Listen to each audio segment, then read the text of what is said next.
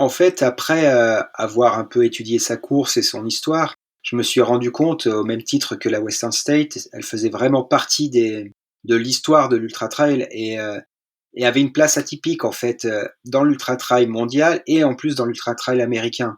Parce que l'ultra trail américain, la plupart des courses américaines sont des courses rapides, sur des pistes relativement faciles où ça court énormément. Lorsque là, on se retrouvait sur de la haute montagne, sur quelque chose de vraiment très très sauvage. Donc voilà, pour moi, il y avait une part de grosse aventure où il y a une réelle inconnue sur la capacité d'atteindre la ligne d'arrivée.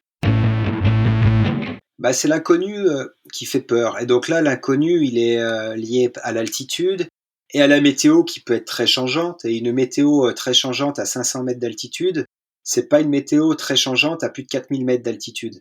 Et du coup, sur une course où on nous annonçait des passages pluvieux, peut-être orageux, un orage à plus de 4000 mètres, ça peut être très violent et très dangereux. Et là, on est vraiment du climat très hostile. Donc ça, c'est des choses qui sont inquiétantes et qu'on ne peut pas maîtriser. Donc faut être vigilant et se dire on verra, mais ça fait peur. Bah là, c'est des moments qui sont vraiment spéciaux parce que il y a une corde là-haut, on arrive sur un col au milieu des rochers à 4300 mètres d'altitude et où les bénévoles sont présents pour un petit ravitaillement. Donc moi, j'avais de l'avance et les gens sont très chaleureux, donc j'en profite, prends 2-3 pancakes au beurre de cacahuète. Il y avait des M&M's dont on parlait avant, donc je profite un peu du ravitaillement et d'ailleurs un peu à l'excès parce que je repars dans la descente et très rapidement, je me rends compte que d'avoir trop mangé, l'estomac ne l'a pas bien supporté. Et sur les 2-3 heures suivantes, j'ai pas pu m'alimenter. Donc du coup, la course a manqué basculer par excès à ce moment-là. Mais ça permet de se rendre compte que rien n'est gagné et tout peut basculer très vite. Et en tout cas, il faut bien rester vigilant sur toute la durée de l'effort. Bonjour à tous, je suis Guillaume Lalu et je suis ravi de vous retrouver dans ce nouvel épisode de Course épique. Pour commencer, un rapide mais très sincère merci à tous pour vos encouragements et vos retours enthousiastes sur les derniers épisodes de Course épique. Si vous avez envie de soutenir Course épique, les 3 meilleures choses à faire, vous abonner sur les différentes plateformes de streaming, noter et rédiger un avis sur Apple Podcasts, et enfin, en parler largement autour de vous, sur les réseaux sociaux, dans la vraie vie. Et n'oubliez pas, pour ne rien manquer des coulisses du podcast, rendez-vous sur notre compte Instagram courseepique.podcast. Pour notre épisode d'aujourd'hui, j'ai le plaisir de recevoir Julien Chaurier, un athlète et ultra-trailer de haut niveau au palmarès étourdissant. Julien signe depuis plus de 15 ans des performances remarquables et remarquées dans le monde entier. Nous allons avoir aujourd'hui le privilège de vivre avec lui un ultra de légende, la Hard Rock 100, une course mythique de 100 miles au cœur des montagnes du Colorado. Julien va nous faire vivre aujourd'hui sa première participation à la Hard Rock lors de l'édition 2011. Une course marquée par la difficulté et l'exigence inhérente à son parcours, mais aussi par l'ascenseur émotionnel vécu par Julien à cette occasion. Un plaisir ne venant jamais seul, Julien va en profiter pour partager avec nous dans cet épisode sa seconde participation à la Hard Rock 3 ans plus tard, avec à ses côtés sur la ligne de départ, la légende Kilian Jornet. Vous l'avez compris, vous allez vivre dans cet épisode 2 courses épiques pour le prix d'une. Je vous invite à plonger avec moi dans ces échanges passionnants avec Julien, qui se livre aujourd'hui sans filtre, avec beaucoup d'enthousiasme et d'humilité, sur cette course de légende qui a durablement marqué sa vie. Mais je ne vous en dis pas plus, Julien va vous raconter tout ça bien mieux que moi. Bienvenue dans notre nouvel épisode de Course épique, à l'assaut du Colorado. Bienvenue sur Course épique, le podcast running et trail qui vous fait vivre dans chaque épisode une histoire de course inoubliable grâce au témoignage de son invité. Athlète émérite, coureur confirmé ou anonyme passionné, quand la légende d'une course et la destinée d'un coureur se rencontrent, c'est dans Course épique qu'elle se raconte. Course épique, c'est un invité, une course, une histoire hors du commun. Bonne écoute! Bonjour Julien, je suis ravi de te recevoir dans ce 28e épisode de Course épique. Comment vas-tu ? Bonjour, ça va très bien, merci. Te voilà de retour de la Transgrande Canaria avec des beaux souvenirs plein les valises ? Ah oui, ça a été quelque chose d'assez exceptionnel, c'est de pouvoir remettre un dossard, donc je me sens vraiment privilégié d'avoir pu participer à cette aventure. On est tous très jaloux de toi et des autres qui ont pu prendre le départ, mais très heureux aussi que les courses aient pu vivre et se passer normalement. C'est un très bon signal. Avant de nous intéresser plus particulièrement à ta pratique sportive, est-ce que tu pourrais te présenter à nos auditeurs pour ceux qui ne te connaîtraient peut-être pas ? Julien Chaurier, donc savoyard d'adoption depuis une bonne vingtaine d'années et j'habite à Chambéry et je viens de passer la barre des 40 ans. Pas facile, je connais ça, je peux t'en parler, c'est pas évident. Et figure-toi que j'étais à quelques kilomètres de toi, j'étais à Val Thorens la semaine dernière en vacances. Ah très bien, moi là je vais y retourner. Je vais y retourner d'ici très peu de temps pour me préparer à la suite de la saison. J'espère que tu verras aussi peu de nuages que nous la semaine dernière. En tout cas, c'était particulièrement plaisant. C'est une station que j'adore. Julien, est-ce que tu pourrais nous parler de ta relation au sport lorsque tu étais enfant puis ado? Quel était ton sport de prédilection dans tes plus jeunes années? D'où tu viens sportivement? Sportivement, j'ai commencé par très peu de sport en étant jeune. Un petit peu de foot, quelques balades, on va dire, familiales. Puis plus grand chose sur la période du collège, du lycée. Et après, j'ai attaqué le vélo par la suite en fait de balades familiales et après avec des copains pour après arriver sur la pratique en club, mais quasiment à la vingtaine. À un très bon niveau d'ailleurs. Tu es trop modeste pour le dire, mais Après en vélo, j'ai gravi les différents échelons amateurs, mais en commençant à 20 ans, je suis allé assez haut, mais voilà, tout en restant dans la limite du sport amateur sans jamais avoir ni la possibilité ni l'ambition d'en faire mon métier. Et est-ce que tu peux nous dire à quel moment la course à pied plus particulièrement, et peut-être même le trail, a fait irruption dans ta vie? Est-ce que ça a été une présence un peu continue et qui faisait partie de ta pratique des autres sports et c'était une des composantes? Ou est-ce qu'il y a vraiment eu une révélation, un moment charnière dans ta découverte de la course à pied? Ça a vraiment été une découverte au total, parce que pour moi, la course à pied, je l'ai quasiment jamais pratiquée. Quand je faisais du vélo, quand le sport principal est le vélo, la course à pied est pas du tout complémentaire. Au contraire, c'est difficile et j'avais beaucoup de mal. C'est après avoir arrêté le vélo à 26 ans, un petit break de quelques mois sans sport, où je me suis remis à la pratique du sport par la course à pied, par sa simplicité. Tu as aujourd'hui un palmarès en ultra trail qui est absolument étourdissant. Pour ne citer que quelques-unes de tes références, tu es double vainqueur de la Diagonale des Fous en 2009 et 2011, vainqueur de l'ultra trail du Mont Fuji en 2012, vainqueur du Mute en 2014, de l'X Alpine en 2019. Bref, la liste est encore très longue et pourrait durer, je pense, tout le temps de l'épisode.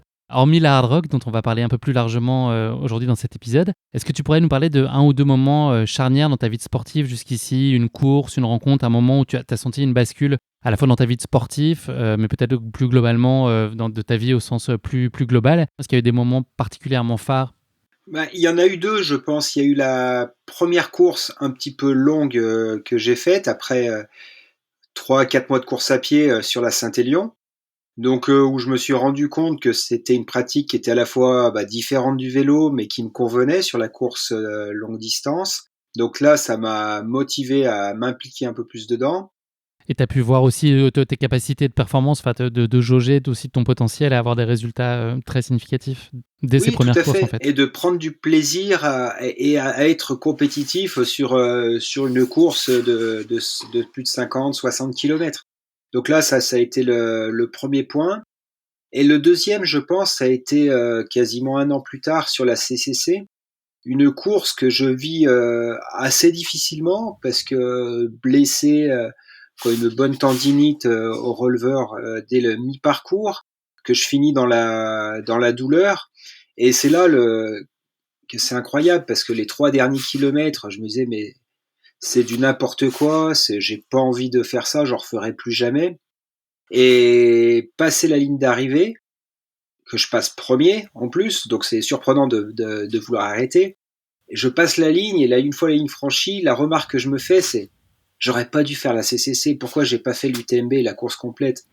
Et c'est là, et c'est je pense ce jour-là que j'ai pris conscience du fait que passer une ligne d'arrivée, déjà on garde quasiment que le positif de la course précédente, et que ces courses d'ultra, pendant c'est difficile, mais ça nous apporte énormément, et ça m'a donné cette envie, cette volonté de toujours aller un peu plus loin, de faire des choses un peu mieux et de toujours progresser. Est-ce que tu as aujourd'hui un format de course de prédilection ou est-ce que tu prends le soin et tu as envie fondamentalement de varier quand même les formats, les distances, les destinations pour équilibrer tout ça? Ou est-ce que tu préfères t'attaquer à des 100 miles principalement? Enfin voilà, comment tu travailles aujourd'hui? Qu'est-ce qui te donne le plus de plaisir finalement? Je pense où je me retrouve le plus, c'est vraiment sur ce format 100 miles, plutôt très montagnard, assez technique, parce que c'est mes aptitudes, je pense, qui me rendent plus performant sur ce type de parcours et d'efforts. Mais justement, pour être fort sur ce type de format, eh ben, je prends aussi le départ d'autres courses beaucoup plus courtes, plus roulantes, éventuellement même sur la route, pour travailler mes points faibles, pour essayer de me rendre un peu plus fort. Quels sont aujourd'hui les critères pour choisir les courses auxquelles tu vas participer? Justement, est-ce que c'est l'opportunité d'améliorer certaines choses? C'est l'envie de partager des courses dans des environnements nouveaux? C'est de retourner dans des endroits que tu connais, que tu apprécies? Enfin, comment est-ce que tu construis aujourd'hui ton planning de course en imaginant qu'on puisse le construire librement dans le contexte actuel? Mais qu'est-ce qui est déterminant pour toi pour construire tes années?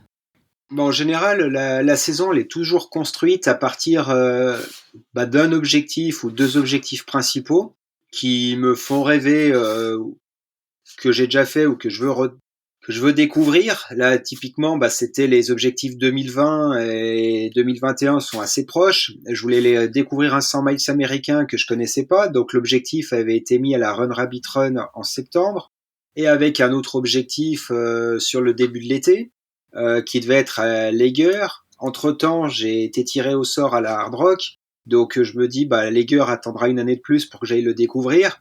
Et donc les deux objectifs principaux de 2021 seront en début d'été à la Hard Rock et en septembre à Run Rabbit Run.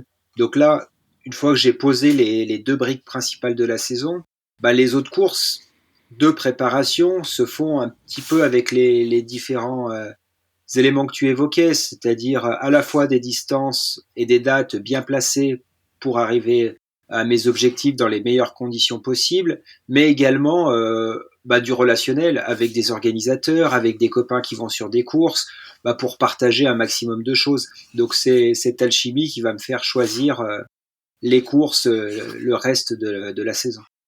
Quel accomplissement tu trouves aujourd'hui dans ta pratique? En d'autres termes, pourquoi tu cours, Julien? C'est devenu un équilibre de vie. Je prends énormément de plaisir à m'entraîner. Et sur les compétitions, justement, à cette découverte de nouveaux horizons, ou ce changement d'horizon, parce que les Canaries, la Transgrande Canaria, c'est la 4e fois que j'y allais, donc j'y vais pas pour une découverte en soi. Mais en février, je trouve ça toujours top d'être en décalage et d'avoir une course au soleil, de retrouver des personnes que je vois que là-bas, parce que certains coureurs, ils viennent pas forcément sur les autres courses que je fais en France. Donc ça, c'est hyper sympa. Et voilà, et ces rencontres font que c'est ce qui me serait peut-être le plus dur d'arrêter d'être sur les événements. C'est tout ce qui gravite autour de ces événements. Je l'ai évoqué tout à l'heure dans l'introduction, tu es un athlète accompli de très haut niveau, mais tu as une autre casquette qui est celle de team manager du Team Oka. Est-ce que tu peux nous raconter en quelques phrases ta contribution, ton rôle au sein du team? Pour résumer un petit peu, je suis plus coordinateur du team que team manager. Donc en fait, mon rôle est vraiment de faire le lien entre le marketing pour Oka Europe qui est basé en Londres et les athlètes en trail en Europe et principalement en France. Donc leur apporter l'aide technique et matérielle par l'intermédiaire de la marque et faire remonter les informations nécessaires à la marque, faire justement ces différents allers-retours et être présent sur différents événements pour coordonner tout ça. Est-ce que c'est délicat d'avoir cette double casquette et de mener les deux de front, ou est-ce que ça coexiste très bien? On va dire que ça coexiste très bien 95% du temps, parce qu'en général, sur les événements où je coordonne, je ne suis pas également athlète. Après, c'est vrai que sur la semaine de l'UTMB, c'est une semaine qui est très riche en courses, en événements, et où j'ai aussi un dossard. Donc, il faut trouver le bon équilibre. Mais en général, d'avoir la tête occupée à autre chose, ça permet aussi d'évacuer une certaine pression. Donc, jusqu'à présent, j'en vois pas trop d'inconvénients. Tu es aujourd'hui, nous on voit la partie visible de l'iceberg avec tes participations aux courses, mais tu n'es pas tout seul, tu as une équipe qui t'entoure. Est-ce que tu peux nous raconter justement qui t'accompagne, qui t'aide dans ta préparation, que ce soit sur l'entraînement, sur tes gros objectifs de l'année? Comment est-ce que est structurée ta collaboration avec ton entourage, on va dire sportif? On est dans un sport qui est réellement amateur à l'heure actuelle. Donc ma structure autour de moi est assez limitée. Donc sur la plupart des courses jusqu'à présent, la grosse logistique, assistance, ravitaillement, c'est ma femme. Après, au niveau de la préparation physique, j'ai toujours fait appel à un coach. Donc là, sur 2021, je suis reparti avec quasiment mon coach de mes débuts, Pascal Balducci, avec qui j'ai beaucoup d'échanges et on construit ensemble chaque brique de la préparation pour essayer d'arriver en forme aux événements. À côté de ça, au niveau nutrition, diététique, je suis toujours preneur des conseils et j'écoute avec beaucoup d'attention Benoît Dave, avec le lien qu'on a double, parce qu'il est aussi un des créateurs de Baou et nutritionniste et ostéo. Donc ça m'apporte son expertise sur ces différents points. Et voilà, après le reste de mon staff, c'est les copains avec qui je m'entraîne sur le bassin chambérien, qui me permettent de garder l'envie, la motivation au quotidien, de faire des nombreuses sorties. Et pour moi, ça c'est la clé, c'est sur le partage de la préparation. Le moment est venu de se regarder dans le miroir, Julien. Est-ce que tu pourrais nous parler de ce que tu penses être tes points forts et tes éventuels points d'amélioration? Là, tu as encore des choses à aller chercher et tu penses que tu peux encore progresser, ou en tout cas, tu aimerais pouvoir le faire? Je pense que sur les points forts, une certaine connaissance de moi-même qui a ses limites, hein, parce que ça m'empêche pas de passer à travers une course comme la Transgran Canaria, mais avec une robustesse et un facteur d'endurance qui me permet d'être au bout quasiment dans tous les cas, plus ou moins vite, mais qui me permettent de tenir sur la durée, surtout quand c'est très long. Après, mes points faibles, je pense que mon principal point faible, c'est d'avoir commencé à courir à 26 ans et de pas avoir de passif de coureur. Donc si l'allure est vraiment rapide sur du parcours très roulant, je vais être limité d'un point de vue vitesse de base, d'un point de vue biomécanique. Donc là-dessus, je travaille presque au quotidien pour limiter ce point faible. Après, un autre point où je pense avec les années était peut-être pas un point faible et peut-être en train de le devenir, c'est l'implication et la volonté d'être performant sur les compétitions. Et c'est vrai que sur ce retour sur la Transgran Canaria, je pense que trop rapidement, je me suis mis dans une situation de confort et de plaisir d'être là et de profiter du chemin. Et du coup, de pas pousser au maximum pour faire honneur à ce dossard. Donc je pense que j'ai un peu de travail à faire là-dessus aussi. Et d'un point de vue mental, on ne l'a pas évoqué, est-ce que ta robustesse, tu as évoqué la dimension physique, mais est-ce que tu as aussi cette résilience et cette force mentale qui te permet de tenir sur la durée, même dans des situations éprouvantes et des courses très longues? Tu es quelqu'un aussi qui considère qu'il a un mental hyper costaud et à toute épreuve? Je pense que justement, mon mental est assez important pour aller au bout de l'épreuve, mais il me remanque, je pense maintenant, une petite niaque pour peut-être prendre un peu plus de risques justement et pour être un peu plus rapide. Tu sens l'évolution par rapport aux années précédentes, c'était moins le cas avant, c'est ça? Peut-être. Après, C'est la est-ce que le sagesse. fait, la sagesse, la vieillesse, le fait de ne pas avoir couru pendant un an et demi, d'avoir perdu des repères, peut-être que tout cet ensemble va être vite oublié. Mais c'est vrai que de reprendre un dossard et de se mettre dedans et de se remettre en mode compète, et ça faisait un an et demi que je l'avais pas fait sur du long et c'est quelque chose de vraiment atypique. Oui, je pense que c'est assez logique et entendable vu le contexte général. C'est sûr que c'est plus compliqué. On a tous été un peu déconnectés de cet environnement de course et de cette émulation, donc c'est difficile de d'arriver avec une motivation pleine comme dans une saison normale, quoi.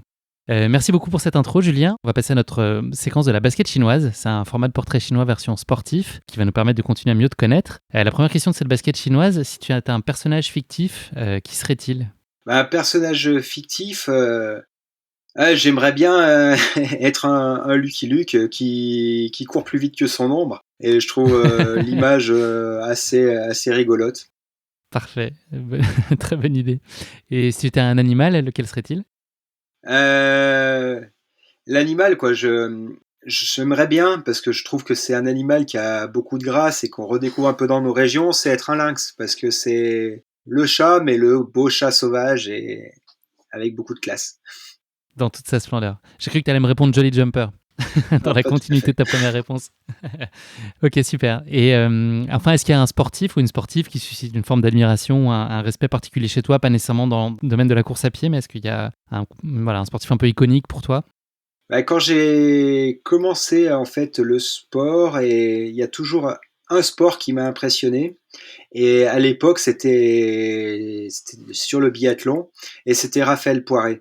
Et du coup, Mhm. bah, j'ai transféré cette admiration plus tard sur un Martin Fourcade, mais c'est une discipline et des athlètes que j'ai toujours vraiment regardé avec beaucoup d'admiration. C'est cette capacité à être performant physiquement et techniquement, et de mêler les deux. Cette capacité à arriver à fond sur un pas de tir, se poser et être hyper précis. Pour moi, c'est quelque chose de très très très impressionnant, et voilà, je suis fan de ces athlètes. Et c'est un sport auquel tu t'es déjà essayé plus particulièrement? Donc avec Oka, on avait fait une petite initiation, on va dire biathlon. On n'était quand même pas sur les skis, mais on était en courant et on faisait les boucles de pénalité. Et on s'est bien rendu compte que même en facilitant les choses pour les tirs couchés et debout, c'est complètement pas accessible en fait comme sport. Donc ça demande une dextérité qui est assez incroyable, mais comme je pense un grand nombre de sports où il y a de la précision, bah, et de la technique, bah, ça se travaille, et c'est énormément de travail. Merci beaucoup Julien pour cette présentation. Le moment est venu de parler de ta course épique, la Hard Rock, et plus particulièrement de son édition 2011. Pour présenter la course en quelques mots, la Hard Rock, c'est un ultra-trail organisé chaque année au mois de juillet dans le Colorado aux États-Unis. La course se dispute sur une boucle de 100 miles qui compte un peu plus de 10 000 mètres de D+. Elle a pour point de départ et d'arrivée la localité de Silvertown, une petite ville charmante dans laquelle le temps semble s'être arrêté à l'époque des trains à vapeur, toujours en activité d'ailleurs entre Silvertown et la ville de Durango. Cet ultra est un véritable mythe, un monument aux États-Unis au même titre que la Western States. Il a également la réputation d'être l'une des courses les plus difficiles au monde. Cet ultra offre un décor très sauvage, spectaculaire et perché en hauteur puisque la moyenne d'altitude de la course est de 3400 mètres. Et pour être encore plus précis, la course compte 11 cols à plus de 3700 mètres, dont 4 à plus de 3009, 4 à plus de 4000, avec notamment le point culminant Andy's Peak qui flirte à 4300 mètres d'altitude. C'est pas d'ailleurs forcément un très bon souvenir pour toi, tu vas nous en parler tout à l'heure Julien. Le parcours il combine des sections hyper techniques pour ne pas dire dangereuses, des portions roulantes à la façon des pistes de 4x4, des sections de plaine ou encore des segments très fournis en roches et autres cailloux, et tout cela en haute altitude. La première édition de la course, elle a eu lieu en 1992. Les deux dernières éditions ont malheureusement été annulées à cause de la neige et d'une mauvaise météo en 2019, et bien évidemment de l'épidémie de Covid-19 en 2020. Depuis sa première édition, seulement 1941 personnes ont réussi à franchir la ligne d'arrivée et ont ainsi pu sacrifier au rituel d'embrasser le rocher qui est situé juste après celle-ci. Et seuls 140 concurrents prennent le départ chaque année de cette course, qui est donc très sélective dans l'attribution de ses dossards. Et en moyenne, elle compte seulement 77 finishers par an, soit un peu plus de 50% des partants. À ce jour, seuls 16 Français ont terminé la course. Et pour pouvoir participer au tirage au sort et espérer figurer parmi ces 140 coureurs ou coureuses au départ, il faut avoir couru et terminé l'une des 28 courses de la liste Hard Rock. Dans les 2 années précédant la course, cette liste compte notamment le Tour des Géants, la Diagonale des Fous ou encore l'UTMB. Donc vous l'aurez compris, les places sont très chères et tu as eu la chance, Julien, d'avoir été tiré au sort une première fois à l'occasion de l'édition 2011 de la course. Deux particularités de la course pour conclure. Il est possible de faire appel à un ou plusieurs pacers sur la seconde moitié de la course pour motiver et aider les participants à rallier l'arrivée. Également, le parcours change de sens d'une année sur l'autre, avec visiblement un sens qui est plus favorable que l'autre. Mais tu vas avoir la chance de nous raconter tout ça en détail, Julien, puisque tu as participé à plusieurs éditions de la Hard Rock. En attendant celle qui arrive en 2021, on croise les doigts très fort tous. Avant que tu ne partages avec nous le récit de ta course épique, l'heure est venue de te frotter à notre rubrique terrible et terrifiante, la question qui pique de course épique, une question gentiment piège que je pose à chacun de mes invités. La question qui pique a parfois la particularité d'être tirée par les cheveux et figure-toi que ça va être à nouveau le cas aujourd'hui. Je m'en excuse vraiment par avance, Julien ne m'en tient pas rigueur. J'ai pris une petite digression, mais tu vas voir, il y a quand même un lien malgré tout. Donc qui dit hard rock dit évidemment course à pied, mais dit évidemment un genre musical que je laisse à chacun le soin d'apprécier ou non. Il se trouve que l'un des groupes qui a écrit la légende du hard rock au début des années 80 s'appelle Van Halen, un groupe célèbre notamment pour son tube planétaire Jump. J'imagine que tu connais, tu vois cette chanson, Julien. Les membres du groupe ont à l'époque une image qui leur colle à la peau, celle d'être imbuvables avec tous ceux qui les entourent. Les médias les égratignent très régulièrement pour un caprice étrange notamment. Les médias rapportent en effet qu'à leur arrivée sur le lieu de chaque concert, le groupe de hard rock a une exigence pour le moins étonnante, la présence impérative d'un bocal de M&M's dans leur loge. La demande pourrait paraître anodine si une restriction très particulière ne lui était pas attachée. En effet, dans ce bocal ne doit figurer absolument aucun M&M's de couleur marron. Cette curieuse requête était stipulée noir sur blanc dans le document que le groupe communiquait en amont au site qui accueillait leur concert. Un seul M&M's marron présent et le concert du soir pouvait être purement et simplement annulé. Voilà ma question qui pique pour toi, Julien, on y arrive enfin. Est-ce que tu as une idée de ce qui motive une telle exigence du groupe et qui pourrait s'apparenter de prime abord à un caprice de star très malvenu? Oh bah, peut-être que c'est, je sais pas, du fétichisme ou autre, mais je sais pas. Mais en tout cas, je suis proche d'eux, sur mes exigences parce que sur tous mes ravitaillements, il me faut des M&M's aussi, donc j'en suis assez proche. Après, je prends les marrons également. Et les bleus, les nouveaux aussi, ça n'existait pas à leur époque. Eh ben écoute, le fin mot de l'histoire est assez intéressant. Il faudra 2 décennies pour que David Lee Roth, qui est le leader de Van Halen, s'exprime sur le sujet, donne sa version des faits. À l'apogée de sa gloire, donc dans les années 80, on en a parlé. Les concerts du groupe s'enchaînaient à une allure folle. Les défis des techniciens étaient alors de réussir à installer en un temps très réduit l'important matériel nécessaire au concert. Et pour assurer ce train d'enfer, une grande partie du travail devait avoir été effectuée en amont par les équipes sur place. Voilà pourquoi les hôtes des concerts recevaient quelques semaines plus tôt une liste exhaustive d'instructions à suivre impérativement pour que les techniciens puissent rapidement réaliser leur partie du travail le jour J. Et les techniciens se voyaient donc contraints de faire confiance au professionnalisme des équipes sur place. Or, à cette époque, la hantise de tous les artistes, c'est l'accident, comme celui qu'a connu Michael Jackson. Je ne sais pas si tu as vu ces images lors du tournage d'une pub pour Pepsi au milieu des années 80.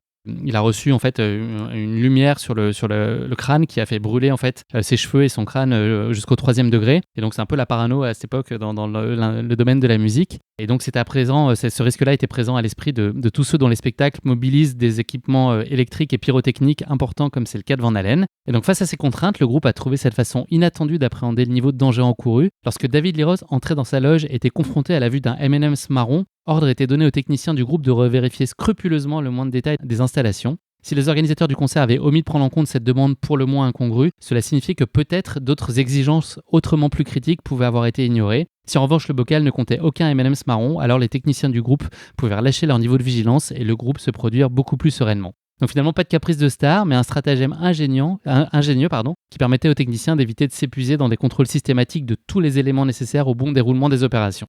Voilà, c'était une longue histoire, mais je trouve qu'elle n'était pas inintéressante, ce qui pourrait passer pour un caprice et finalement relativement compréhensible après explication de texte en tout cas. Voilà, maintenant tu es incollable sur un autre versant du hard rock, mais le sujet qui nous intéresse aujourd'hui, c'est parler de ta hard rock et notamment l'édition 2011.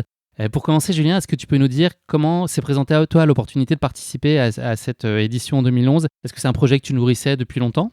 J'ai toujours eu cette volonté de découvrir de nouvelles courses, de nouveaux continents. Et donc, j'ai découvert par l'intermédiaire d'Internet l'existence de cette course aux États-Unis. Très difficile d'accès, par tirage au sort. Mais voilà, je me suis dit, qui ne tente rien n'a rien. Et du coup, je m'étais inscrit à cette course dès la fin d'année 2010. Est-ce que c'est une course qui revêtait une dimension particulièrement mythique pour toi ou c'était une course au même titre que d'autres ? En fait, après avoir un peu étudié sa course et son histoire, je me suis rendu compte, au même titre que la Western State, elle faisait vraiment partie de l'histoire de l'Ultra Trail et avait une place atypique en fait dans l'Ultra Trail mondial et en plus dans l'Ultra Trail américain. Parce que l'Ultra Trail américain, la plupart des courses américaines sont des courses rapides, sur des pistes relativement faciles où ça court énormément. Lorsque là, on se retrouvait sur de la haute montagne, sur quelque chose de vraiment très très sauvage. Donc voilà, pour moi, il y avait une part de grosse aventure où il y a une réelle inconnue sur la capacité d'atteindre la ligne d'arrivée. Tu as donc été sélectionné dès ta première tentative d'inscription, ce qui n'est pas chose aisée de ce que j'ai pu comprendre. Il n'y a vraiment aucun passe-droit sur les tentatives d'inscription. C'est vraiment totalement aléatoire et quand bien même on a un palmarès étonnant ou une renommée internationale d'envergure, il y a pas on peut pas tricher. On peut être un illustre inconnu et décrocher un des 140 dossards et à l'inverse être un coureur aguerri, averti et pas être retenu. C'est un tirage au sort très pur. Il semble que l'organisation mette un point d'honneur sur ce point-là et de ne pas prendre en compte en fait le pédigré des personnes pour le tirage au sort, qui est fait un peu à l'ancienne avec en direct avec une roue comme un tirage de loto où ils tirent les noms et en direct sur Twitter et voilà, donc il semblerait que, en tout cas, je pense que c'est complètement transparent et que tout le monde a une chance plus ou moins égale en tout cas d'être tiré au sort. Après, si on n'a pas été tiré au sort une année, on a un peu plus de chance l'année suivante. Donc il y a des moyens. Oui, on a deux boules, c'est ça, l'année d'après, ça double à chaque fois, si j'ai bien compris. Ouais. Et donc toi, ça a été une bonne surprise. Enfin, tu croyais à cette chance ou tu savais pas trop quoi en penser ? Non, la première année, je regardais un peu les chiffres et les stats et je me disais: «Bon, bah, la probabilité reste, assez faible, mais si je suis pas pris cette année et bah, ça me fera plus de chance pour la prochaine fois». Donc j'y suis allé avec espoir d'être pris, mais en me disant: «J'ai encore le temps d'y aller plus tard». Est-ce que tu as le souvenir d'avoir mis à l'époque une préparation très spécifique pour la hard rock? Est-ce qu'il y a des choses très, très inhabituelles à intégrer à la préparation d'une telle course? Est-ce que tu fais des choses différemment par rapport aux autres courses européennes ou aux courses que tu faisais à l'époque? Ah complètement, et j'avais pris, contact avec un ami qui s'appelle Grégoire Millet, qui avait travaillé, à l'université, je crois, de Lausanne sur la préparation en hypoxie, pour, voilà, se préparer aux épreuves en altitude. Donc on a beaucoup échangé sur le sujet, parce que comme tu le précisais, c'est une course qui se passe à très haute altitude et pour moi, c'était vraiment le facteur limitant. Donc on a beaucoup échangé ensemble pour caler un maximum de stages, de préparation le plus haut possible. Donc moi, je suis allé à Val Thorens, donc en dormant à 2 300 mètres, je peux monter m'entraîner à un peu plus de 3 000 mètres. Donc voilà, plusieurs cycles de préparation à haute altitude pour, être le moins possible handicapé, le jour de l'épreuve, mais également une acclimatation juste avant l'épreuve en arrivant sur place assez tôt pour pas trop subir, cette problématique de l'altitude. T'es arrivé 2 semaines avant, hein, c'est ça? Voilà, c'est deux petites semaines avant pour voilà laisser, le temps à l'organisme de s'acclimater. Et tu as eu le temps de repérer plus spécifiquement, des sections et des segments de la course? Bah, le gros avantage, voilà, d'arriver presque 2 semaines avant, c'est que pendant une petite semaine, ça permet encore de faire des heures d'entraînement, de se promener. Donc j'avais reconnu, je pense une moitié du parcours, en gros, sur les points, facilement accessibles. Et ça permet de se rendre compte de l'environnement et ça aide pas mal, surtout qu'après, bah, une bonne partie de la course est faite de nuit.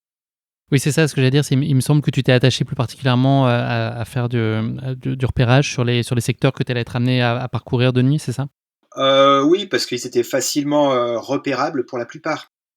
Mais après, quand on est en course, bon, bah, c'est que ce soit le jour, la nuit, en fait, on se rend compte que ça change pas énormément de choses. Après, la spécificité, de la hard rock, c'est que le balisage est présent, mais reste assez sommaire. Donc vaut mieux avoir, bah, la trace sur le GPS, et j'avais même pris, le petit roadbook avec la carte et je m'en suis servi pendant la course à des moments où il y avait des doutes. Donc je pense qu'il fallait pas négliger ces points-là. Dans quel état d'esprit, dans quelle disposition physique tu te sens à l'issue de cette phase de prépa et au moment où tu arrives sur place? Est-ce que tu es particulièrement affûté?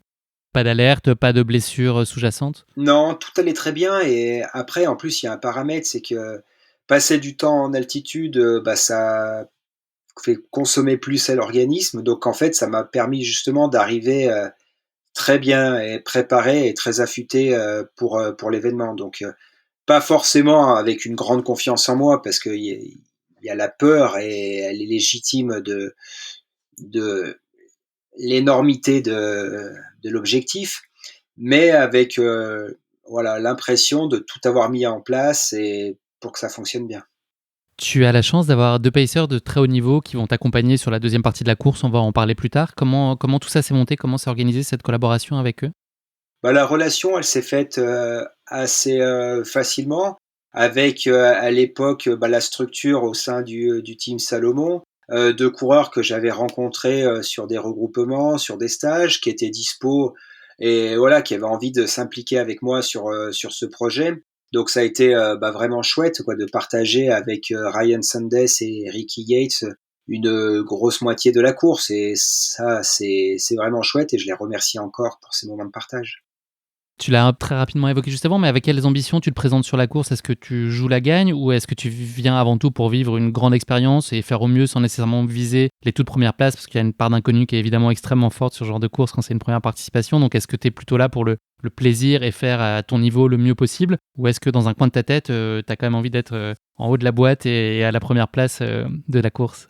Bah, c'était pas évident. Donc en fait, sur les interviews d'avant-course, quand j'en parlais avec les journalistes locaux, je leur disais: «Bah, là, moi, j'ai un plan de marche, il est à peu près entre 24 et 25 heures. Je pense que ça devrait être réalisable», et on me faisait le retour: «Ah ouais, mais pour une première hard rock, c'est déjà bien de finir, et 24-25 heures, bah, c'est les temps, ça se gagne rarement dans ces temps-là, donc c'est très, très ambitieux». Mais je le pensais réalisable. Donc je suis parti sur ces temps de passage-là que j'ai tenu. Après, il y avait un grand nombre d'athlètes qui étaient très performants, que je savais au moins aussi performants que moi, si ce n'est plus. Donc il n'y avait pas du tout d'excès de confiance sur la place, mais la volonté d'être proche de ce chrono qui devait m'amener normalement sur un top 5. Après, le chrono étant bon, ça dépend du chrono des autres. Comment est-ce que tu arrives à estimer justement quand c'est la première fois que tu participes et c'est sur un terrain que tu connais pas nécessairement, même si tu as travaillé et tu as couru plein de courses et sur parfois des traces qui peuvent être équivalentes pour partie, comment est-ce que tu arrives à dire, bah voilà, moi je pèse 24-25 heures? Comment est-ce qu'on en arrive à ce chiffre-là? Bah, il y a déjà une première estimation, on va dire, à la louche sur distance dénivelée. Après, là, l'altitude était un facteur, on va dire, aggravant et qui faisait augmenter le temps. Après, en regardant aussi les résultats des années précédentes avec les différents athlètes présents, ça permet aussi d'ajuster à peu près les objectifs de temps. Donc le tout cumulé permet en général d'être dans l'ordre de grandeur. Mais ça n'empêche que ça m'arrive de me tromper d'une heure, 2 heures, 3 heures, souvent dans le mauvais sens d'ailleurs. Est-ce que c'est des choses que tu suis justement sur chacune des bases de vie ou chacun des ravitaillements? Est-ce que à chaque fois tu regardes et tu essaies de voir à peu près où tu es par rapport au rythme que tu t'es défini, ou est-ce que tu te laisses beaucoup porter par les sensations? Je me laisse beaucoup porter Ou par par ta place à ce moment-là de la course? En fait, les temps, ils me servent principalement à définir et estimer des temps de passage aux différents ravitaillements et définir mes besoins en eau et alimentaire entre 2 points. Et mes heures de passage, jour, nuit, les changements pour la lampe, éventuellement pour les bâtons. Mais donc, je suis pas à 5-10 minutes près, en fait, entre 2 points. Donc, pendant la course, c'est rare, en tout cas, que je regarde, en fait, le chronomètre ou le temps par rapport à ce que j'avais estimé. Comment se passe la nuit qui précède le départ? Est-ce que tu es par nature assez anxieux ou préoccupé, ou est-ce que tu es au contraire très relâché et très philosophe par rapport à ce qui t'attend et à l'ampleur de la tâche?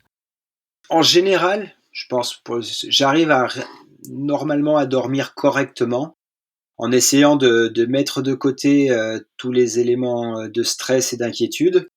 Et voilà, et pour ça, bah, j'essaye de tout préparer, de tout ficeler au maximum avant d'aller me coucher, pour pas que des pensées me perturbent pendant la nuit. Et en général, ça fonctionne assez bien. Est-ce qu'il y a, au-delà de cette gestion que tu as avec, qui a l'air très sereine de l'enjeu, est-ce qu'il y a une chose que tu appréhendes plus particulièrement sur cette course au moment de tes lancers? Est-ce que c'est justement c'est l'altitude, enfin la haute altitude? Est-ce que la neige à laquelle tu es peut-être très habitué? Enfin voilà, est-ce qu'il y a des critères qui te font plus peur que d'autres? Bah, c'est l'inconnu qui fait peur. Et donc là, l'inconnu, il est lié à l'altitude et à la météo qui peut être très changeante. Et une météo très changeante à 500 mètres d'altitude, c'est pas une météo très changeante à plus de 4000 mètres d'altitude. Et du coup, sur une course où on nous annonçait des passages pluvieux, peut-être orageux, un orage à plus de 4000 mètres, ça peut être très violent et très dangereux. Et là, on est vraiment du climat très hostile. Donc ça, c'est des choses qui sont inquiétantes et qu'on ne peut pas maîtriser. Donc faut être vigilant et se dire, bah, on verra, mais ça fait peur. Ça y est, nous sommes le 8 juillet 2011 au petit matin. Tu t'élances de Silverstone et pars à la conquête de cette très exigeante hard rock. Les tout premiers kilomètres se passent pour le mieux et tu prends rapidement la tête de la course. Oui, c'est une course qui part vraiment au lever du jour, donc c'est quelque chose que je trouve très agréable. Donc voilà, ça part sur un bon tempo de mémoire. On est plusieurs devant et je prends, c'est vrai, dès la fin, je pense, de la première ascension, quelques petites longueurs d'avance. Oui. Ça commence à se corser un tout petit peu ensuite, au moment de la première descente, qui est à peu près au kilomètre 16. Tu subis au même titre que bon nombre de participants un espèce d'imprévu et tu te retrouves finalement perdu au milieu de la neige. Est-ce que tu peux nous parler de ce passage-là et de ce moment-là? Bah, c'est vrai que c'est des moments qui sont pas évidents parce que dans la descente, on était vraiment dans une zone complètement enneigée. Après, je pense qu'il y avait des marquages, c'est des petits piquets avec un fanion qui avait peut-être dû s'envoler, recouvert par la neige. En tout cas, perdu un peu le chemin. Et heureusement, quoi, j'avais la trace GPS sur la montre et du coup, j'ai pu me réorienter en fait rapidement sur le bon chemin. Donc là-dessus, je perds pas beaucoup de temps et j'ai l'impression en fait que mes collègues derrière ont mis peut-être un peu plus de temps à retrouver le juste chemin. Tu as dû sauter une corniche, c'est ça, pour t'extraire de ce Oui, mauvais temps? je voyais que la trace était 200-300 mètres plus loin en contrebas. Il y avait une petite corniche, il y avait 2 mètres à sauter. J'ai sauté et en fait, je suis retourné sur la trace à l'azimut et ça m'a permis de retrouver le chemin assez facilement. Tu continues alors ta course en tête, pleinement maître de ton sujet, alors que se profile devant toi une grande piste forestière dont l'ascension s'annonce assez délicate?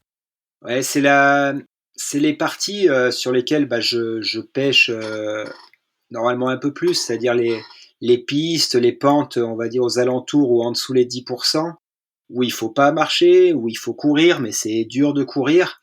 Donc ça demande une grosse implication à la fois physique et mentale.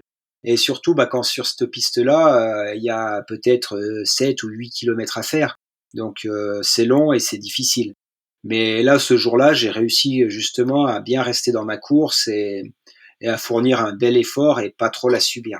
Oui, tu as plutôt même été à meilleure allure que tes poursuivants sur cette partie-là. Tu as réussi à trotter malgré la pente et la difficulté.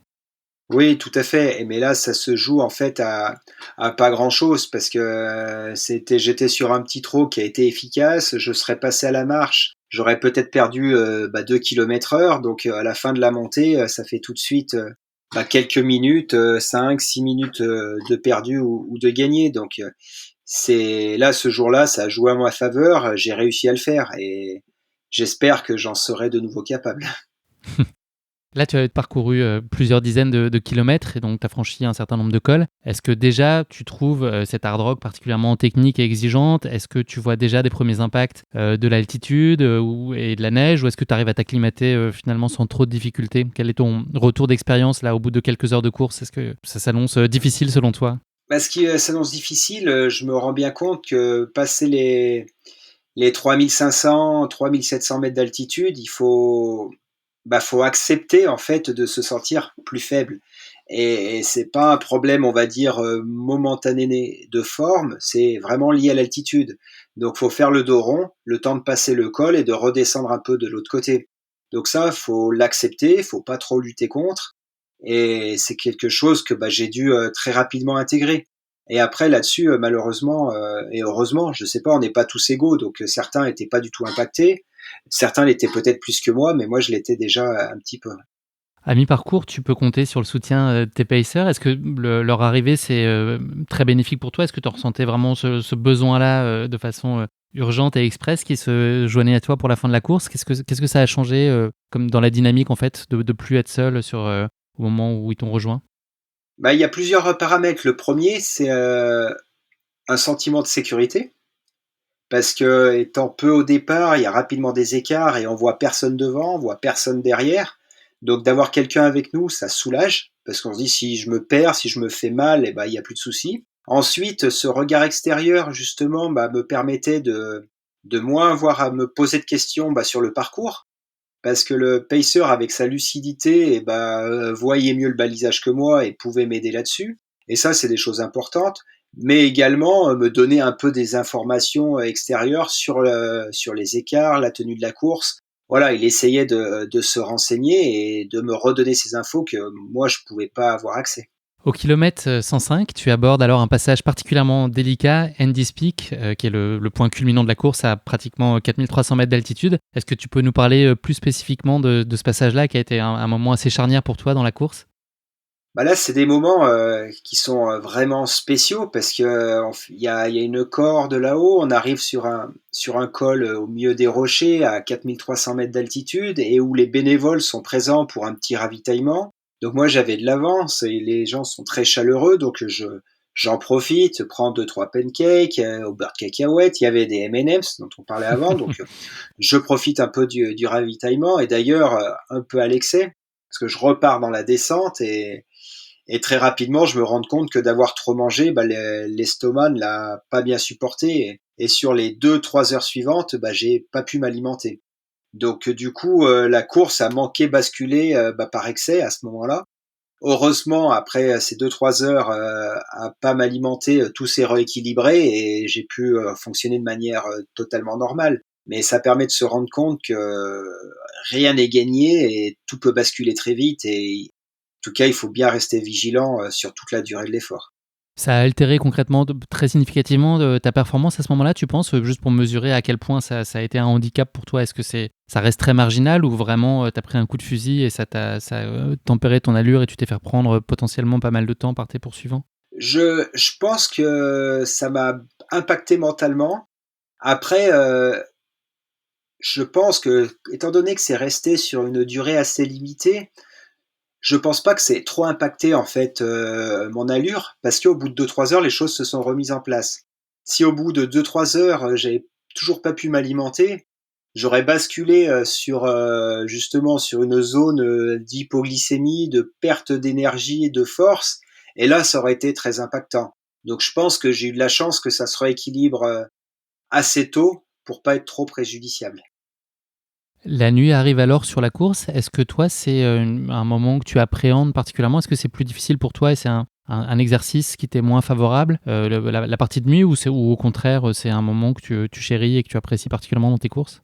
Bah, c'est aussi il y a de l'ambivalence dans le sens où, ce côté, solitude avec notre halo lumineux la nuit, je trouve ça génial.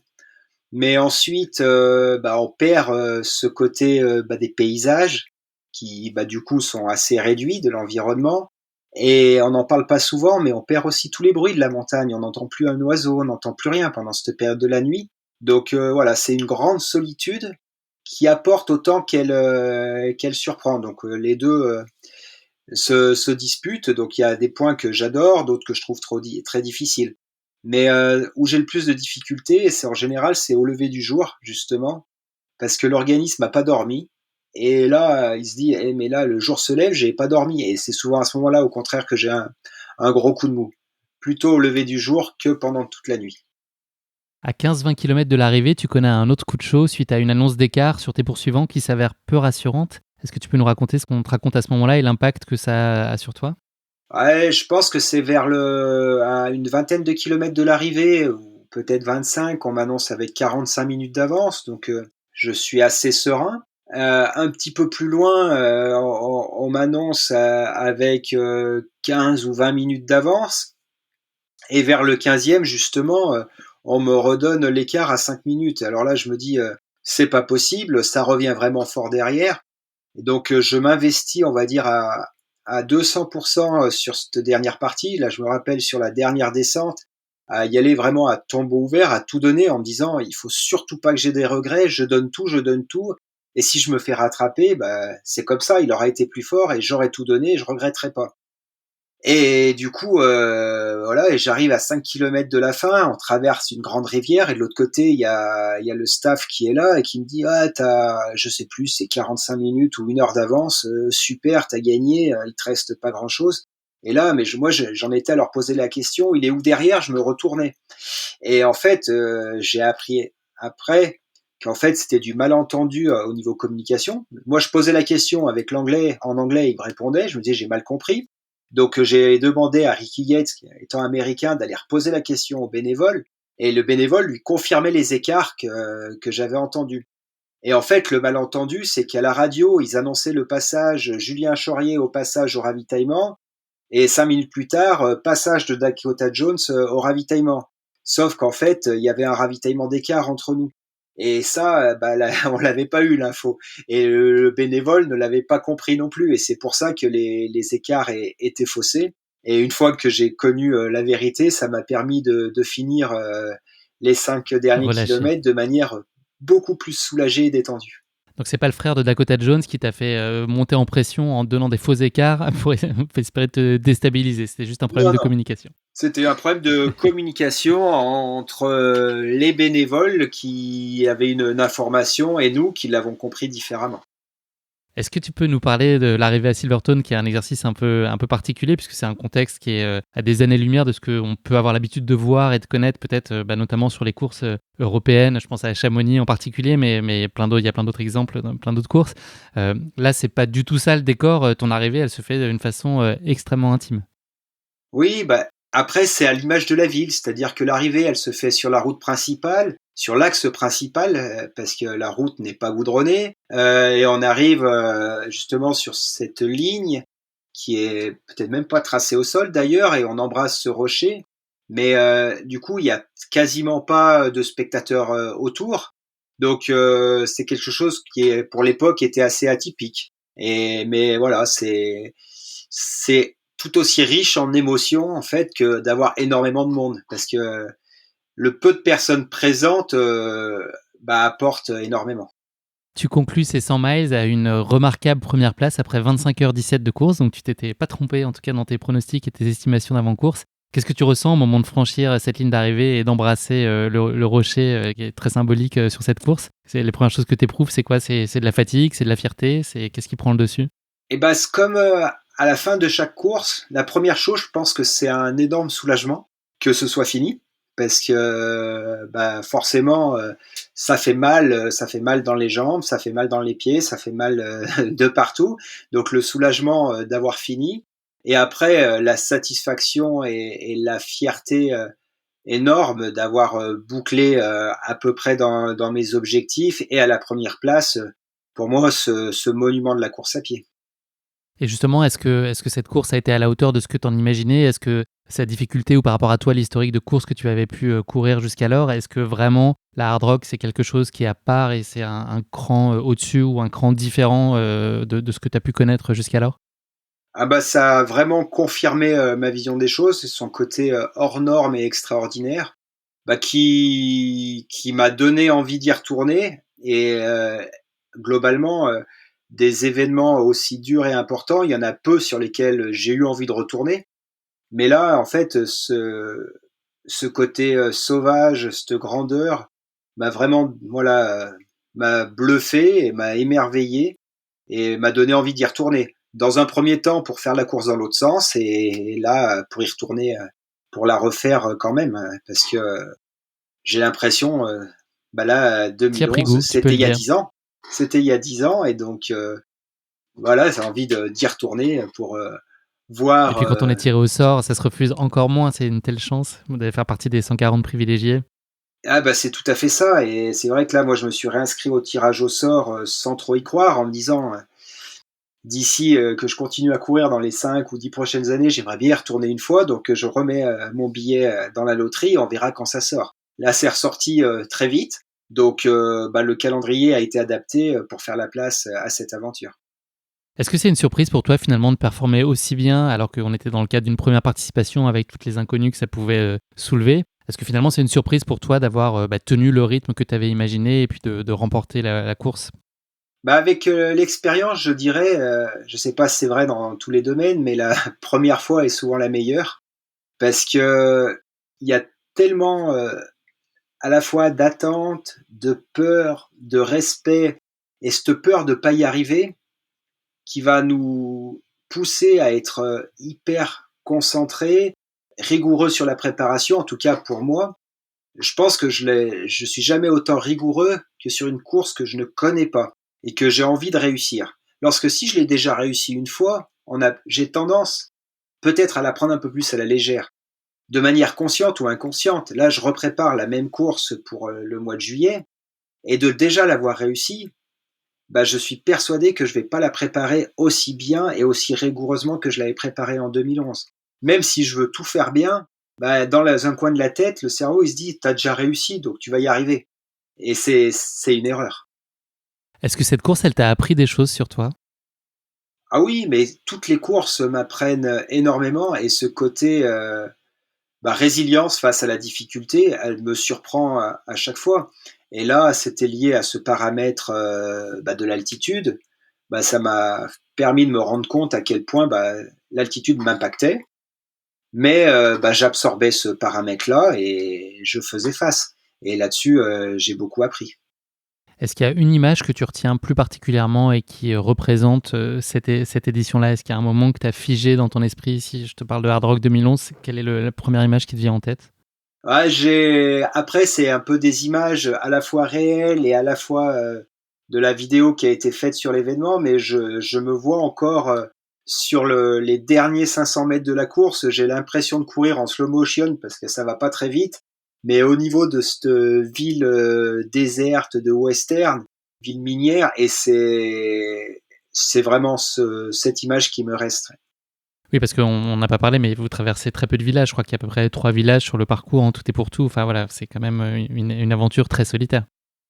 Ah, tout à fait. Et voilà, et ces 3 petits villages sont des villes minières ou qui maintenant sont un peu stations de ski, mais pas sur le modèle des stations de ski françaises, hein. Ça reste beaucoup plus, on va dire, plus petit, plus confidentiel. Donc là, la course se termine à peine et donc je suis tombé sur une de tes vidéos une interview que tu as accordée en vidéo quelques minutes après avoir franchi la ligne d'arrivée. Et donc tu es déjà en train de te projeter 3 ans après sur la version 2014 de la course, l'édition 2014 de la course. Parce que l'idée que tu as derrière ça, c'est de pouvoir faire le parcours à sens inverse, puisque comme je le disais tout à l'heure, une année sur deux, le sens de la course évolue. Donc probablement que l'année d'après, c'était peut-être un peu trop rapproché. Donc tu te projetais à horizon 3 ans et il se trouve que tu as eu la chance à nouveau d'être tiré au sort pour l'édition 2014. Cette fois, la donne, elle est un peu différente, notamment du fait du contexte de la course en elle-même, mais aussi du line-up des coureurs qui sont présents ce jour-là et de la start list, avec notamment Kilian Jornet qui est sur la ligne de départ. Est-ce que ça change quelque chose pour toi qu'il soit là, ou est-ce que c'est un paramètre parmi d'autres dans la gestion de cette nouvelle édition de la course ? Ça change, oui et non, parce que en connaissant ses qualités et son niveau, il serait malvenu de se dire je vais le battre, je vais faire la course contre lui.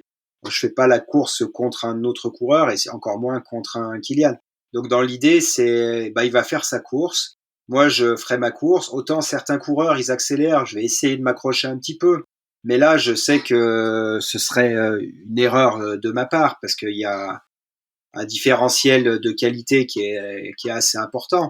Donc, ça m'enlève aussi énormément de pression parce que c'est pas à moi d'être devant pendant la course. Sur le papier, il est largement le plus fort.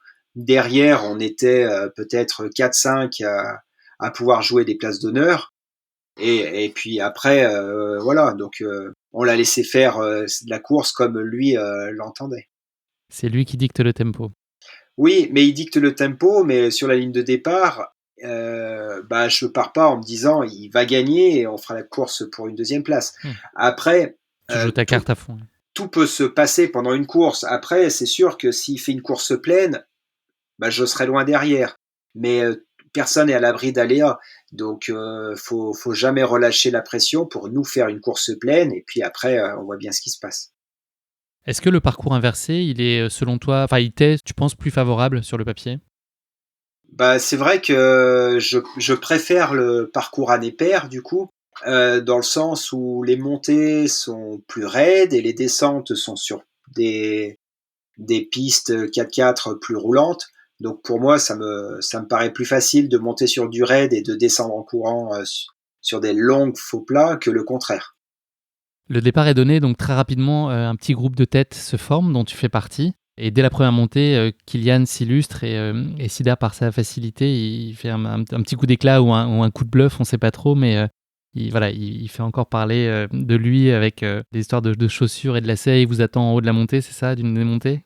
Oui, après, il était d'une grande facilité. Donc, on traverse la rivière. Il avait enlevé les chaussures pour pas aller mouiller les chaussures ou les chaussettes. À la fin de la montée, il nous repasse devant. Il s'assoit, il resserre les chaussures pour la descente. Il arrive en bas de la descente, on enlève les chaussures pour enlever les petits graviers.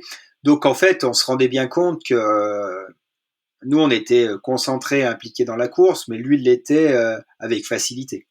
Donc les premières minutes de course, elles se courent avec ce petit groupe de tête à un rythme effréné, mais toi tu tires particulièrement bien ton épingle du jeu puisque tu arrives à consolider assez rapidement une deuxième place avec Kilian un peu devant toi, mais toi très vite tu es à ton aise et tu trouves une deuxième place à laquelle tu te tiens plutôt bien et sans trop de difficultés. Oui, en fait on se retrouve rapidement à 3 sur la course. Après Kilian s'échappe, moi je me retrouve derrière et il y a Timothy Olson qui est un peu derrière, donc on se retrouve à peu près tous les trois. Mais après, il fait son bout de chemin, donc je pensais pas spécialement le revoir. Et tu t'es trompé puisque à mi-parcours, tu as réussi à rattraper Kilian. Qu'est-ce qui se passe à ce moment-là, ou dans quel contexte Dans tu le recolles contexte, à lui ? c'était justement sur une grande descente assez roulante. je le vois au loin et je reviens sur lui. Je pense que après, je le vois comme ça, il était pas pressé, il avait pas spécialement la volonté, de faire 170 kilomètres tout seul, donc il a temporisé pendant un moment sur la course en se disant de rien ne sert de se presser, aussi loin, de l'arrivée.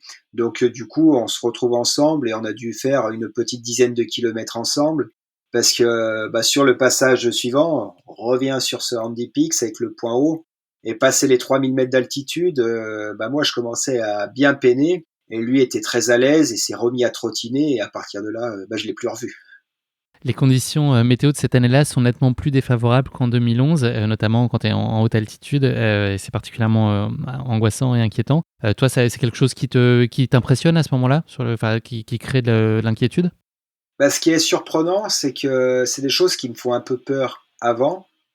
Mais pendant, en fait, c'est des choses que je vis assez bien. On met la veste et ça avance. Je suis rarement inquiet pendant la course, peut-être à tort, mais après oui, c'est vrai que les conditions étaient pas très faciles. Comment est-ce que ça se passe cette fois en termes d'alimentation? Est-ce que tu as tiré des enseignements de ta précédente participation que tu as réussi à appliquer justement pour éviter les mésaventures que tu nous as racontées sur l'édition de 2011? Oui, bah, après, quand on a mes aventures comme ça, on en tire, des conclusions, hein, donc c'est sûr que j'ai évité les gros casse-croûtes et j'ai plutôt, lissé mes apports, sur la durée et donc là-dessus, sur ce point-là, là, j'ai vraiment eu, aucun souci.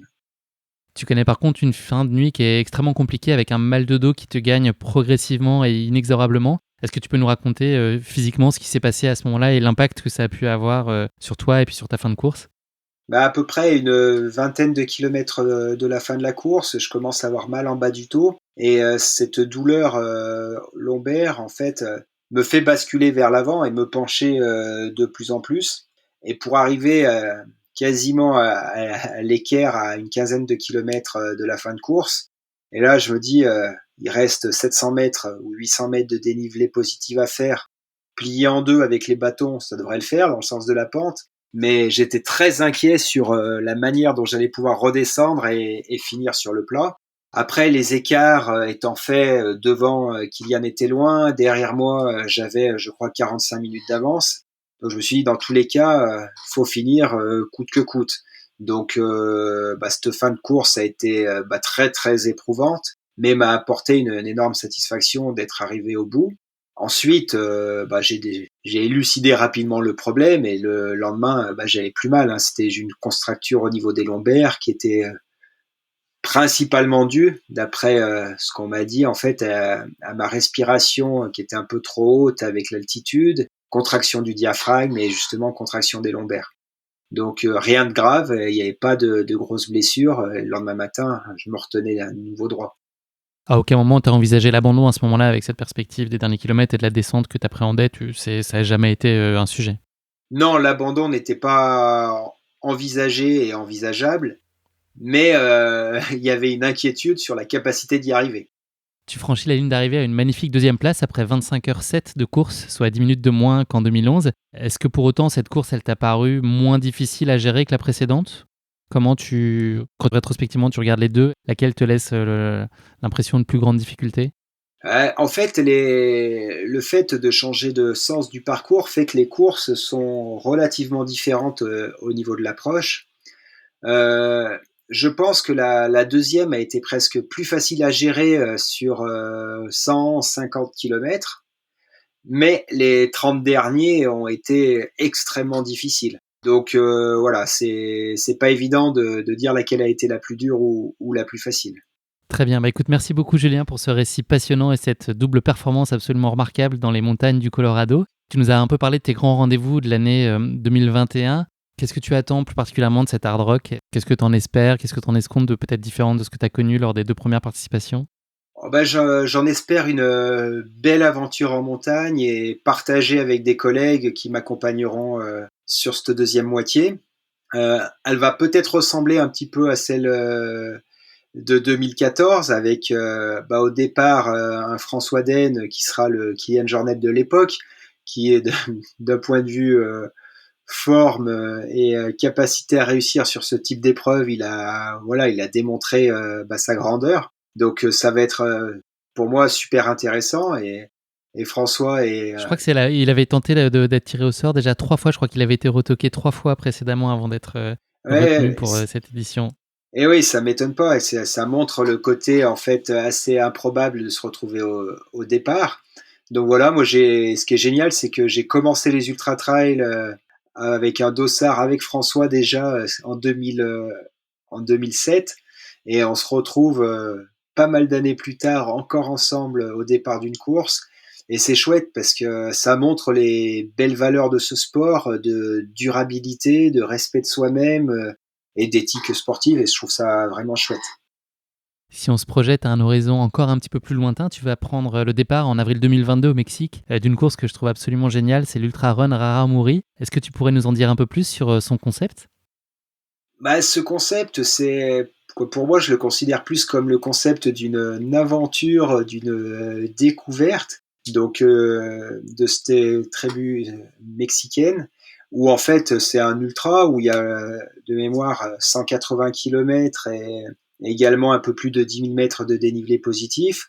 Après, on sera que 12 au départ. Donc dans l'idée, c'est 6 coureurs locaux et 6 coureurs, j'allais dire français ou européens. Et dans l'idée, c'est de mélanger nos expériences et des choses qui sont complètement opposées au niveau de la pratique du sport, là, au niveau de l'alimentation, au niveau du matériel et au niveau de tellement de choses, que ça va être une découverte culturelle pour moi qui va être totalement incroyable. Et puis c'est des coureurs qui ont la réputation d'être invincibles aussi, c'est un peu ça l'enjeu sous-jacent. Je crois que les écarts précédents avec d'autres coureurs qu'on puisse frotter à la même distance et au même parcours se comptent en dizaines d'heures. Justement, d'autres Européens qui se sont frottés ont mis plusieurs dizaines d'heures de plus que eux, donc ils ont la réputation aussi d'être pleinement maîtres de leur terrain et intouchables. Et je pense que c'est intéressant aussi de voir comment des athlètes élites français vont pouvoir se comporter face à ces terreurs locales qui sont a priori intouchables sur leur terrain de jeu, quoi. Voilà, ça va être totalement incroyable. Moi, j'ai hâte de découvrir ça et j'espère pouvoir passer un peu de temps à leur côté pendant la course et qu'ils ne soient pas 2 ou 5 heures devant. Mais ça, on verra parce que c'est un peu l'inconnu. À plus long terme, Julien, est-ce qu'il y a une course ou un défi sportif que tu n'as pas encore réalisé, qui te tient particulièrement à cœur et que tu as envie d'accomplir ? Il y en a quelques-uns. Il y en a un sur lequel ça doit faire bientôt, depuis que ça existe d'ailleurs, je me dis que j'irai un jour, c'est le Tour des Géants, parce que c'est une belle épreuve, un parcours qui est magnifique juste à côté. Donc voilà, c'est quelque chose qui m'attire autant que ça me fait peur. Donc tous les ans, je repousse un petit peu l'échéance. Donc voilà, c'est quelque chose que je ferai un jour. Mais j'en mesure aussi la difficulté et l'implication physique pour la préparation et la récupération. Parce que j'ai goûté à ces efforts sur plusieurs jours. C'est encore un autre monde. Il y a la course à la journée, il y a l'ultra-trail sur 24-30 heures.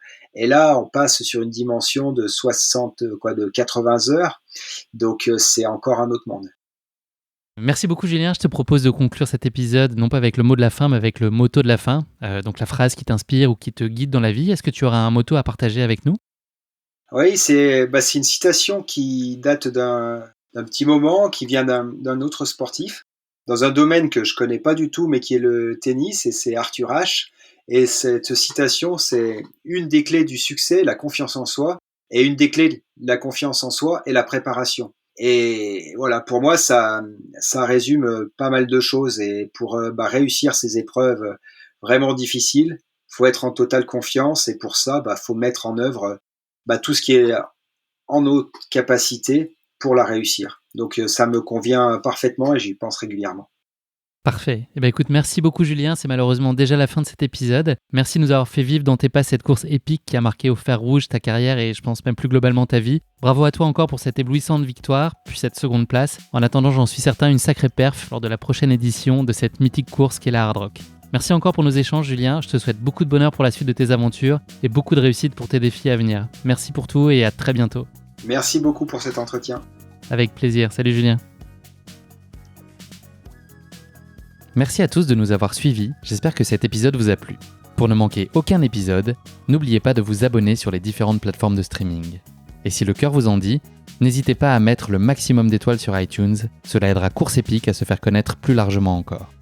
Merci et à très bientôt pour notre prochain épisode de Course Épique.